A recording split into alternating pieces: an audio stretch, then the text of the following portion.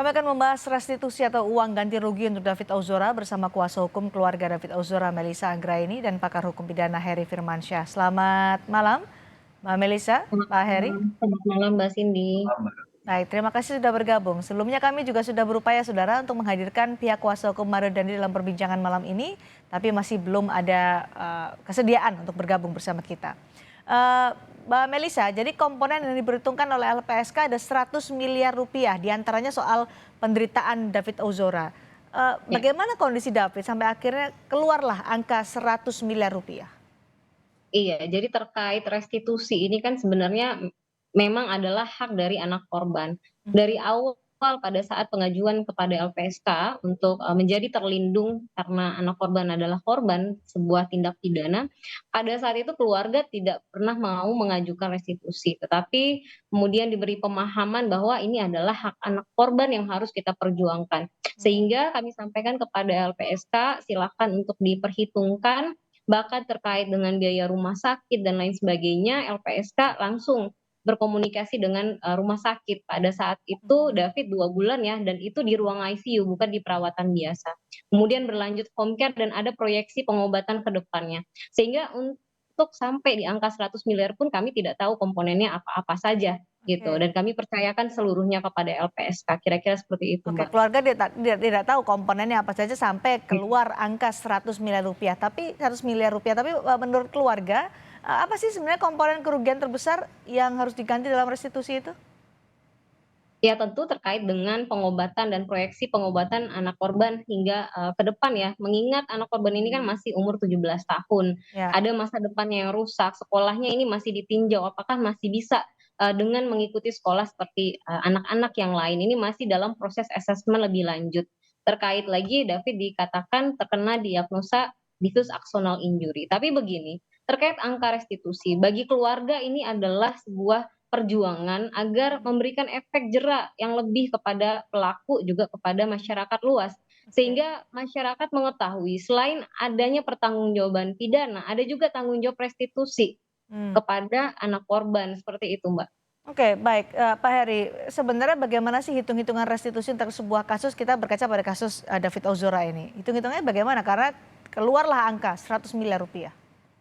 Oke, sebelum masuk ke hitung-hitungan, mungkin kita menjelaskan sedikit ya, berkaitan dengan apa itu restitusi tadi kan. Bahwa restitusi itu kan berarti kewajiban pelaku untuk kemudian katakanlah bertanggung jawab atas tindakan yang dilakukan. Karena bicara tentang korban, itu kan tidak hanya fisik ya, tapi juga ada mental dan juga secara ekonomis. Nah, dalam hal ini, Undang-Undang Perlindungan Saksi Korban, pasal 7, 31 tahun 2014 itu kan sudah mengatur terkait hal tersebut ya. Hmm. Bahkan ada pasal 98 yang bicara tentang kalau seandainya dalam tuntutan itu juga ada kerugian yang ditimbulkan dan itu berakibat langsung kepada korban, itu juga bisa dimasukkan ke dalam dakwaan. Mhm. Apakah ketika dititipkan sebelum tuntutan atau sebelum putusan pengadilan. Nah, memang kita meminta sebenarnya dalam hal ini yang namanya restitusi ini adalah pemulihan dan juga bagi hak korban tadi ya. Tapi memang dasarnya adalah perhitungannya tentu aset yang dimiliki oleh si pelaku. Nah, persoalan tadi yang muncul adalah apakah kemudian ada aset-aset yang kemudian mengatasnamakan katakanlah pelaku yaitu Mario Dandi ya. Tapi bagaimanapun ini patut kita apresiasi bahwa dalam persoalan-persoalan sekarang ini kita tidak lagi bicara sistem peradilan pidana bagaimana jaksa nanti kemudian mewakili kepentingan institusinya saja, tapi juga kepentingan korban di dalamnya. Nah, Mhm. ini yang kita dorong terus sebenarnya bahwa sistem peradilan pidana kita sudah mulai tidak hanya juga bicara tentang kepentingan hukum pelaku, tapi juga Ya. kepentingan korban di sini. Nah, Oke. dalam hitungan tadi memang seharusnya ada sesuatu yang bisa secara real dijelaskan begitu ya. Memang ini domainnya Lembaga Perlindungan Saksi dan Korban (LPSK) dalam menuangkan apa-apa saja yang Oke. kriteria tadi dan kemudian mengapa angka itu muncul menjadi 100 miliar. Oke. Memang kalau kita lihat dari secara angka besar ya, tapi memang kalau kita lihat kembali juga kenyataan yang terjadi pada korban kan memang tidak ada yang ingin mungkin pada posisi David Ozora pada saat ini ya. Jadi penjelasan tadi memang harus lebih diberikan kepada publik mengapa bisa keluar angka 100 miliar? Karena kalau bicara tentang misalnya yang besar itu mungkin menurut saya adalah biaya pengobatan, ke depannya, karena itu yang nggak bisa dihitung nantinya. Tapi kalau biaya yang sudah keluarkan itu pasti sesuatu yang sudah clean and clear, Mbak Cindy, itu sudah bisa dinilai kan, Oke. berapa, nilai kerugiannya. Tapi dari Nah ini hukum hukum pidana komponen restitusi itu apa saja sih sebenarnya Pak Heri? ya, tentunya karena bicara dengan konteksnya tadi kan biasa kalau dalam kerugian itu ada material dan imaterial ya. Ya, Nah, material ini kan memang sesuatu yang tidak bisa dilogikakan dengan nalar manusia, angkanya pasti sekian begitu. oke. Kalau kita bicara tentang proyeksi ke depan kesehatan seseorang yang terganggu, karena ini kan bicara tentang adanya satu, mohon maaf ya, mungkin gangguan yang berat sekali pada si korban. Nah, kalau pasal 90 KUHP itu kan membagi itu, luka berat itu seperti apa dia, apakah kemudian mohon maaf mengalami kecacatan, tidak bisa normal kembali kehidupan Hmm. yang dia jalani, ada fungsi-fungsi dari organ tubuhnya yang tidak bisa maksimal kembali. Nah, ini kan juga satu catatan yang harus diberikan pasca kemudian tindakan itu dilakukan oleh pelaku. Nah, itu Oke. hitung-hitung yang mungkin menurut saya memang nggak riskan. Kalau di luar negeri hal-hal semacam ini oleh lawyer biasanya juga sudah dicatat secara maksimal begitu ya. Oke, Eh, Mengapa kemudian keluar angka itu dijelaskan secara detail. Nah, ini kan memang tugasnya LPSK. betul. Kita yang Tapi uang LPSK nilai 100 miliar rupiah itu realistis menurut Anda, Pak Heri, untuk kasus ini?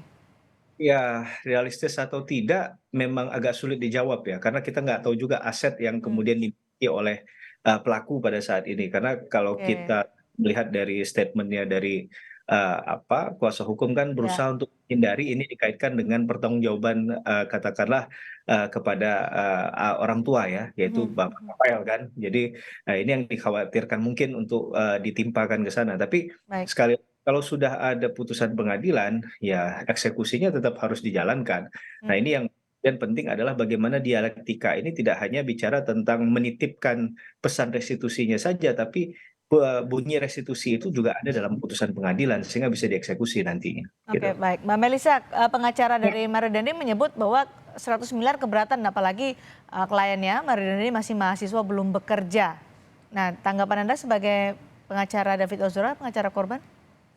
kalau dari perspektifnya korban tentu angka segitu bukan angka yang besar. Hmm, Kalau diminta kepada ayah anak korban apakah ya, ingin mengalami ini, tentu saja tidak mau mengalami. Tetapi begini, restitusi ini sejatinya bukan hanya kebutuhan daripada anak korban ya yang diatur oleh undang-undang, tetapi ini adalah peluang dan kesempatan yang diberikan negara kepada ya. pelaku yang agar ia bisa mempertanggungjawabkan moral, mengembalikan kondisi anak korban dan menunjukkan rasa penyesalannya, perwujudannya, sehingga restitusi ini sebenarnya bukan hanya tentang kemampuan, Mhm. tetapi kemauan. Makanya di dalam Undang-Undang LPSK di Perma tahun 2022 disebutkan ada pihak ketiga yang merasa ingin mengambil alih dari restitusi ini, pemenuhan restitusi ini, yang merasa ingin bertanggung jawab dan lain sebagainya, ini dimungkinkan untuk dihadirkan di persidangan. Jadi kami melihat ini seperti bagaimana itikat baik dari mereka, tetapi yang kami lihat sepertinya langsung menghindar dan Mhm. menyampaikan bahwa kalau mengincar hartanya ayahnya tidak dalam ranah seperti ini. Oke, Tentu kalau kami ingin mengincar harta, tentu kami menerima perdamaian di awal ya, tidak melalui jalur restitusi ini. oke, baik. Jadi eh, bisa dialihkankah Pak Heri ke orang tua Mario kalau tadi disebutkan pengacaranya kan menyatakan tidak bisa lah Mario ini untuk membayar restitusi 100 miliar rupiah, dia belum bekerja, hanya mahasiswa.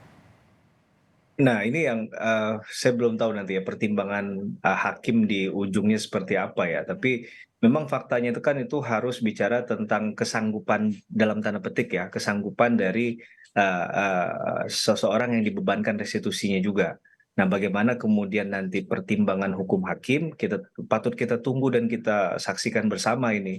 Yang pasti memang kalau 100 miliar tadi datangin tim nasional Argentina aja 75 miliar. Jadi itu menurut saya suatu hal yang memang masih ya memungkinkan saja, karena biaya-biaya itu kan biasanya ini ya kalau kita Ya. bicara memang ditimpakan tinggi, tapi apakah kemudian eksekusinya Oh, nanti di oke. bawah dari 100 ataukah berapa itu memang sesuatu yang sudah sangat dilogikakan. Mhm, Jadi ya, mungkin harapannya bisa 100 miliar tadi ya, mhm. eee, sebenarnya Jika kan Jika nih Pak Heri, jika KAS tidak cukup untuk membayar, apakah ada sanksi atau pengganti?